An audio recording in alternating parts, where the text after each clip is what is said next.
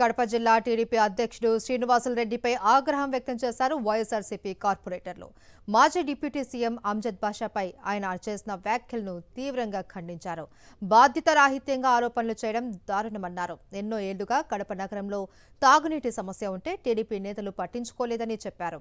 YS Rajasekhara Reddy అధికారంలోకి రాగానే ప్రజలకు తాగునీటి సమస్యకు పరిష్కారం చూపారని చెప్పారు. బ్రహ్మసాగర్ నుండి 1.5 టీఎంసీల నీటిని తీసుకొచ్చి కడప ప్రజలకు శాశ్వత నీటి పరిష్కారం చూపేలా వైఎస్ఆర్సీపీ ప్రభుత్వం ప్రణాళికలు సిద్ధం చేశారు అని కార్పొరేటర్లు వెల్లడించారు.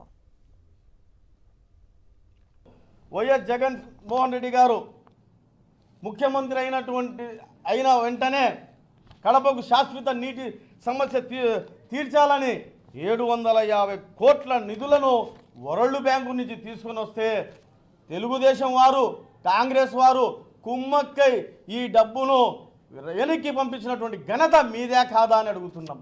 సోమిరెడ్డి గారు నెల్లూరు జిల్లాకు మాకు నీళ్లు ఇబ్బంది వస్తుంది, మాకు నీళ్లు రావు, మా ప్రజలు ఇబ్బంది పడతారని చెప్పి ఒక్కరోజు నీళ్ళ ట్యాంకీ మీద పోయి నిరాహార దీక్ష ధర్నా చేస్తే ఈ నీళ్ళని పోయినాయి. అప్పుడు మీరు ఏం చేస్తున్నారని మేము అడుగుతున్నాం. అప్పుడు మీకు తెలియదా కడపకు నీటి సమస్య ఉంటుంది, నీళ్లు సమస్యలు తీర్చాలనేది మీకు తెలియదా అని మేము అడుగుతున్నాం.